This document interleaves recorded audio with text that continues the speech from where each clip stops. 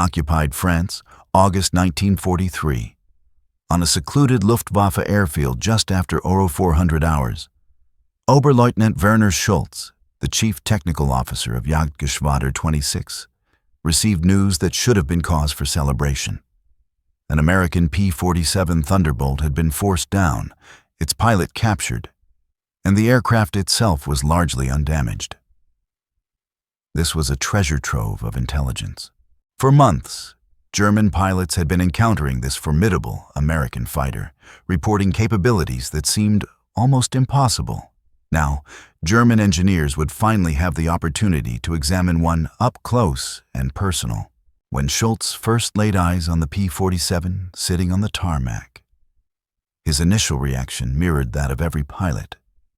It was ungainly and grotesque, like an obscenely fat flying milk bottle. However, as he began his methodical examination of the enemy machine, this engineer, a man who trusted in numbers, was about to uncover a devastating truth. The P-47 wasn't just grotesque, it was a prophecy. Its components were a mathematical testament to the fact that Germany had already lost a war its leaders didn't even realize they were fighting. Schultz was not a combat pilot. He was an aeronautical engineer who had worked for Messerschmitt before the war.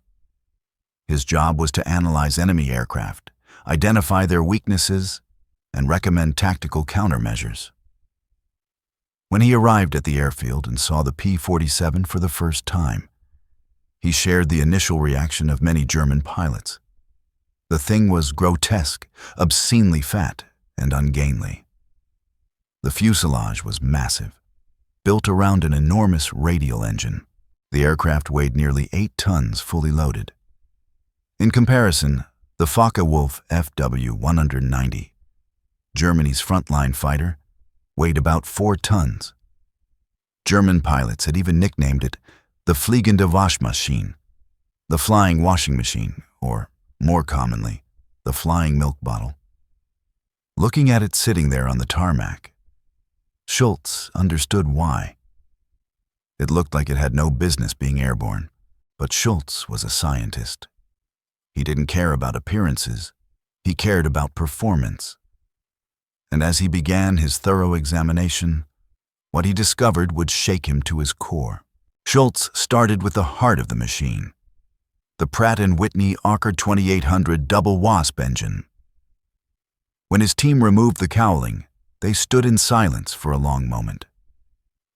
The engine was enormous, boasting 18 cylinders arranged in 2 rows of 9, creating a radial configuration that explained the P-47's bulky appearance. But the size alone wasn't what stunned Schultz. It was the quality, the precision, and the engineering sophistication. Every component was machined to tolerances that German factories were struggling to maintain. The cylinders were uniform and perfectly balanced. The crankshaft was a masterpiece of metallurgy. Schultz pulled out his notebook and began calculating. Based on the displacement and design, this engine was producing at least 2,000 horsepower, possibly more with the turbo supercharger system he could see integrated into the fuselage. For comparison, the BMW 801 radial engine that powered the FW-190 produced about 1,700 horsepower at maximum output, and that was pushing German engine technology to its absolute limits. The Americans were mass-producing engines with 20 to 30% more power and doing it with apparent ease, but it got worse. Much worse. Schultz examined the engine's construction for any signs of shortage accommodations, the kind of compromises German factories were increasingly forced to make. Lower-grade materials, simplified manufacturing, anything to save resources. He found none. This engine was built with high-grade aluminum alloys, precision bearings, components that showed no evidence of material shortages or manufacturing shortcuts. It was built the right way, not the expedient way. One of Schultz's assistants, a mechanic who had worked on German aircraft for years, pointed to the cylinders. "Herr Oberleutnant, look at this. Each cylinder is individually removable. If one is damaged, you can replace just that component without disassembling the entire engine. Schultz nodded slowly. It was brilliant design. It meant faster repairs, less downtime, and more aircraft operational.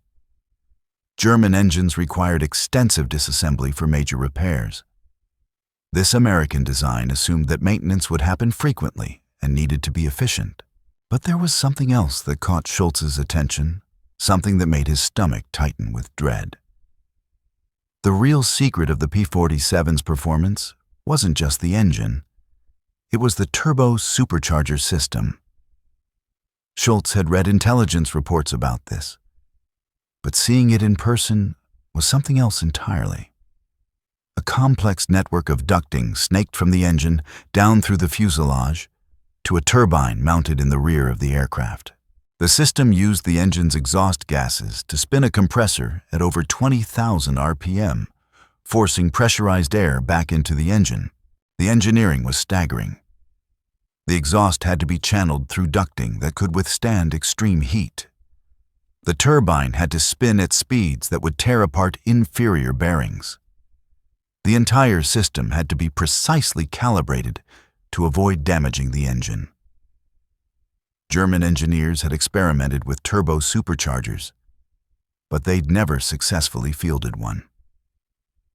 The technical challenges were too great, the materials too difficult to source, and the manufacturing too complex. But here it was in an American fighter that was being mass-produced. Not a prototype, not an experimental aircraft, but a production model, one of hundreds or thousands. Schultz did the calculations. With this turbo supercharger, the P-47's engine could maintain full power at altitudes where German fighters were gasping for air. Above 25,000 feet, the FW-190 and Bf-109 lost significant performance as their mechanical superchargers struggled in the thin air. The P-47 would be hitting its stride. Fast, powerful, and completely dominant in the high-altitude realm where German fighters had to operate to intercept bomber formations. His assistant asked the obvious question, "Can we replicate this system, Herr Oberleutnant?" Schultz shook his head. Not with our current manufacturing capacity.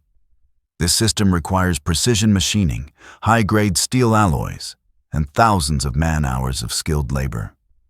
We're already struggling to produce enough basic aircraft. He paused. Adding this level of complexity, it's beyond our capabilities. The realization was crushing. The Americans hadn't just built a better fighter. They'd built a fighter that represented a level of industrial sophistication Germany couldn't match. After examining the engine, Schultz turned his attention to the airframe itself. What he found was equally disturbing. The P-47 had taken significant battle damage. Cannon shells had torn through sections of the fuselage. Machine gun fire had riddled the wings. And yet, the aircraft had flown back and made a controlled landing. Schultz examined the damage patterns. Multiple 20mm cannon hits, the kind that would typically shred a German fighter. But the P-47 structure had absorbed the hits. The heavy-gauge aluminum skin, the robust internal framing, and the redundant control systems all contributed to incredible durability. He pulled out damage reports from Luftwaffe units. Time and again, pilots reported pumping cannon fire into P-47s and watching in disbelief as the American fighters continued to fly. The reason was evident. The P-47 was built like a tank, whereas German fighters were optimized for weight savings and agility. The P-47 was designed to absorb punishment and keep flying. The cockpit armor was extensive. Thick steel plates protected the pilot from multiple angles. The windscreen was armored glass, far thicker than anything in German fighters.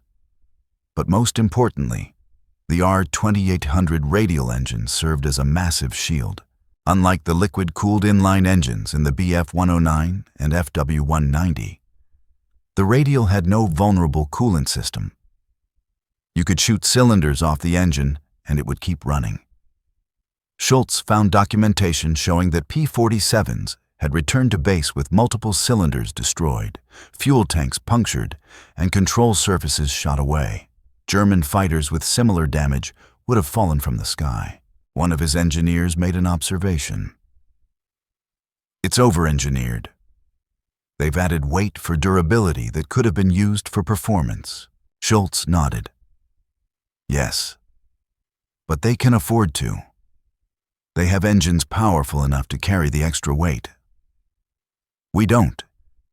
We have to optimize for weight because we lack the engine power to overcome it. It was a fundamental difference in design philosophy. Germany built aircraft at the edge of what was technically possible, squeezing every ounce of performance from limited resources. America built aircraft with massive safety margins, compensating for any inefficiencies with brute force. And brutally, the American approach was working better. Schultz examined the P-47's armament next. 8 Browning M250 caliber machine guns, 4 in each wing. His heart sank as he calculated the implications. Each gun had approximately 400 rounds of ammunition. Total ammunition load, 3,200 rounds. Rate of fire for all 8 guns combined, over 100 rounds per second. The firepower was devastating. A 1-second burst would put 100 heavy slugs into a target. A 2-second burst, which was typical for a firing pass, would launch 200 rounds.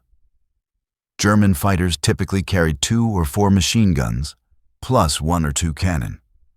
Total firepower was less, and ammunition was more limited.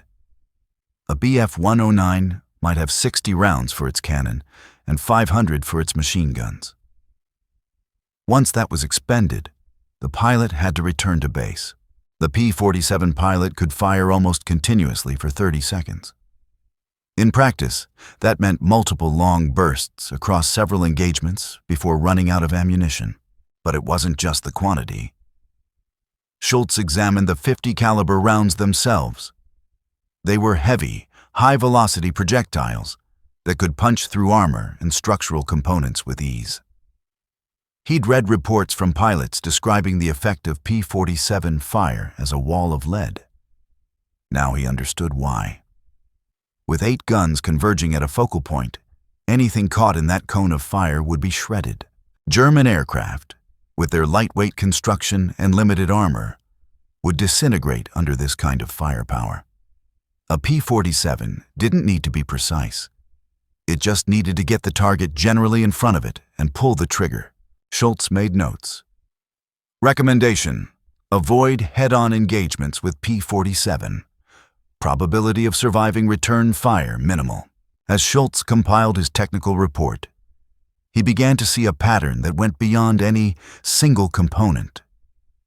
Every system on the P-47 spoke to an underlying industrial capacity that was staggering. The engine required precision machining and high-grade alloys. The Turbocharger required advanced metallurgy and manufacturing. The airframe required massive amounts of aluminum. The armament required a functioning ammunition production industry. Any one of these components would strain German industry. The P-47 had all of them integrated into a single aircraft and was being mass-produced. Schultz requested production data from intelligence sources. What he learned was soul-crushing. Republic Aviation was building P-47s at a rate that seemed impossible.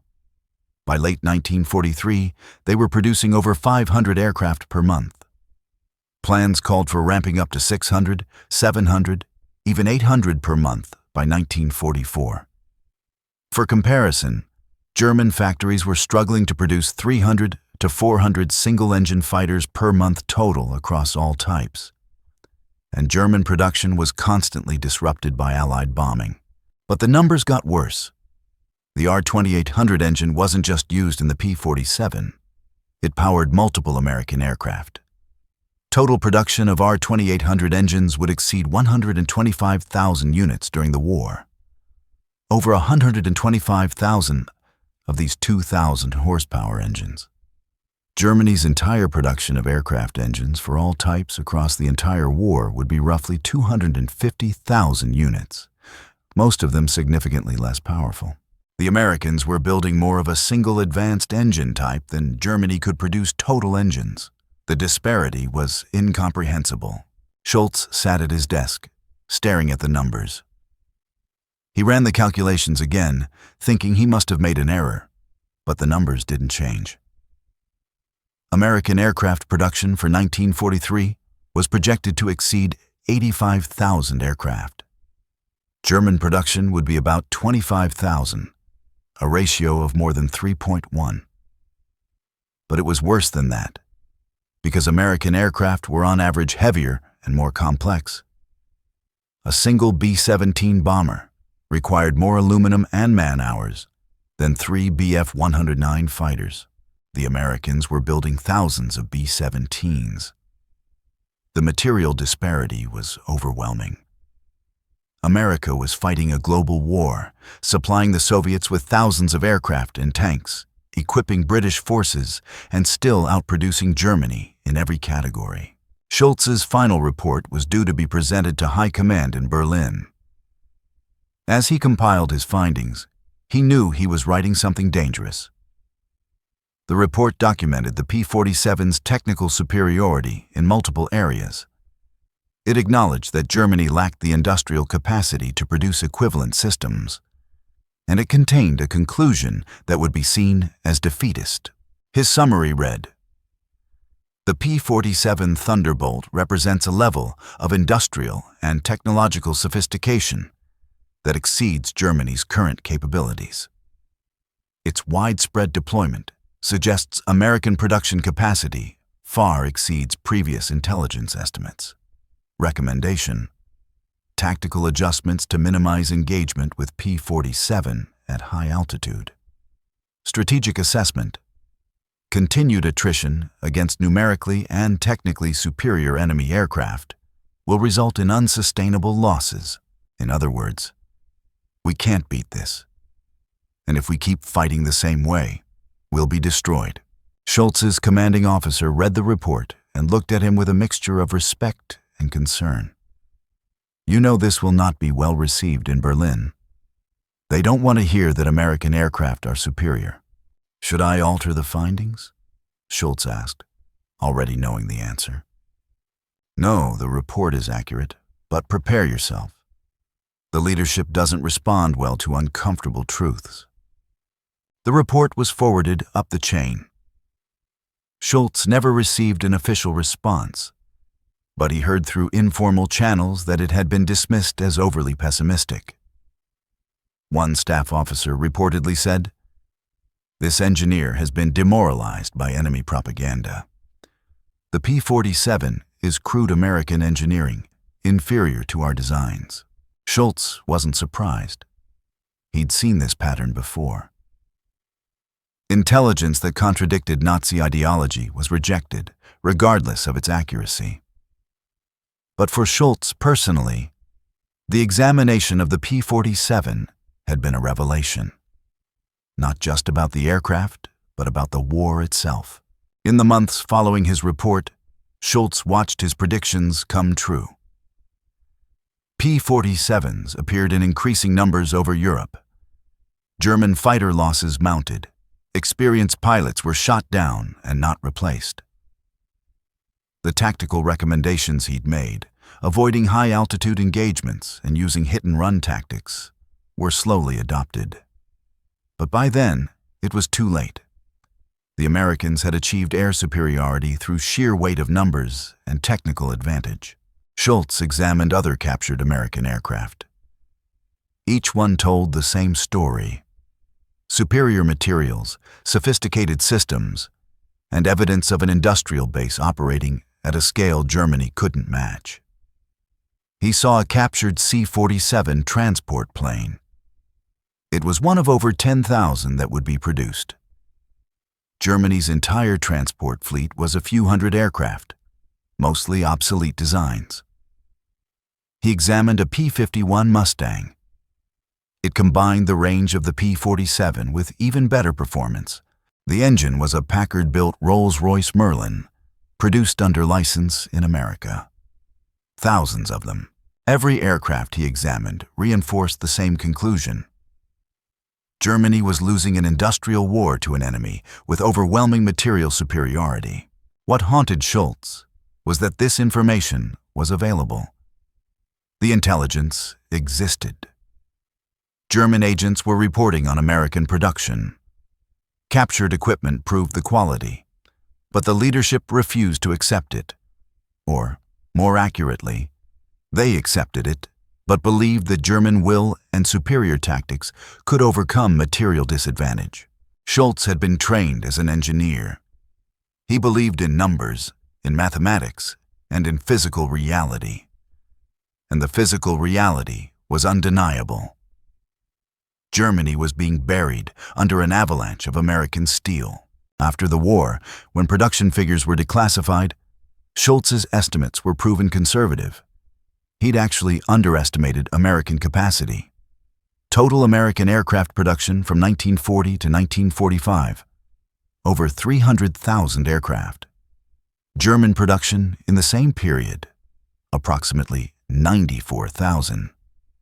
The United States produced over 15,600 P-47 Thunderbolts alone, more than Germany produced Bf-109s and Fw-190s combined.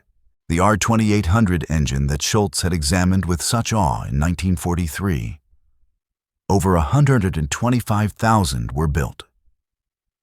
Not just by Pratt & Whitney, but by Ford, Chevrolet, and other automotive companies converted to war production. The industrial mobilization that produced these numbers was unprecedented in human history. American factories that had been making cars were retooled to make aircraft engines. Shipyards that built freighters were building aircraft carriers. And it wasn't just quantity. The quality remained high. Late-war American aircraft showed no signs of declining standards, no shortcuts, and no compromises forced by material shortages. German aircraft, by contrast, showed increasing evidence of resource constraints, lower-grade materials, simplified construction, and quality control issues as experienced workers were drafted and replaced by forced labor. Schultz survived the war and was interrogated by American technical intelligence officers. They were particularly interested in his 1943 report on the P-47. Did you really conclude from examining one aircraft that Germany would lose the war? An American officer asked. Schultz thought for a moment before answering. I concluded that Germany could not win an industrial war against America. The P-47 was evidence of a production capacity we couldn't match. Every component, every system required resources and manufacturing capability that exceeded Germany's total capacity. But you were just one engineer. Surely others reached the same conclusion. Many did. But in the Third Reich, stating inconvenient truths was dangerous. Better to remain silent than to be accused of defeatism. The American officer nodded. We found your report in captured German files. It was marked filed. No action required. Did that surprise you? Schultz laughed bitterly. No, I expected it. The Nazi leadership didn't want intelligence. They wanted validation of what they already believed. When reality contradicted ideology, reality was dismissed. The story of Werner Schultz and the captured P-47 is a microcosm of Germany's strategic failure. A trained engineer examined enemy equipment, reached an accurate conclusion about Germany's industrial disadvantage, and was ignored. His experience paralleled that of Admiral Canaris, who warned about American industrial capacity. Albert Speer, who knew Germany couldn't win a production war. Adolf Galland, who recognized the P-47's tactical superiority. And Sepp Dietrich, who knew the Ardennes offensive would fail for lack of fuel. In every case, competent men saw the truth and were trapped in a system where truth was subordinate to ideology. They provided accurate assessments and were dismissed as defeatists or pessimists. The Nazi regime was built on the premise that German racial and cultural superiority would overcome any material disadvantage, that will and determination mattered more than industrial capacity, and that ideology could defeat mathematics. They were wrong, and men like Schultz knew they were wrong from the moment they examined the evidence. But knowing the truth and being able to act on it are different things. Schultz's report on the P-47 should have been a wake-up call. It should have triggered a fundamental reassessment of Germany's strategic position. Instead, it was filed away and forgotten. The P-47 went on to become one of the most produced fighters of World War II. Over 15,600 were built. They destroyed thousands of German aircraft. They supported the invasion of Europe. They helped achieve air superiority that made Germany's defeat inevitable. And it all started with one engineer examining one captured aircraft and realizing that his nation had already lost a war. But they didn't know they were fighting, not a war of soldiers or tactics, but a war of factories and resources. A war where the side with more oil, more aluminum, more steel, and more industrial capacity would inevitably win. America had all of those things in abundance. Germany had none of them.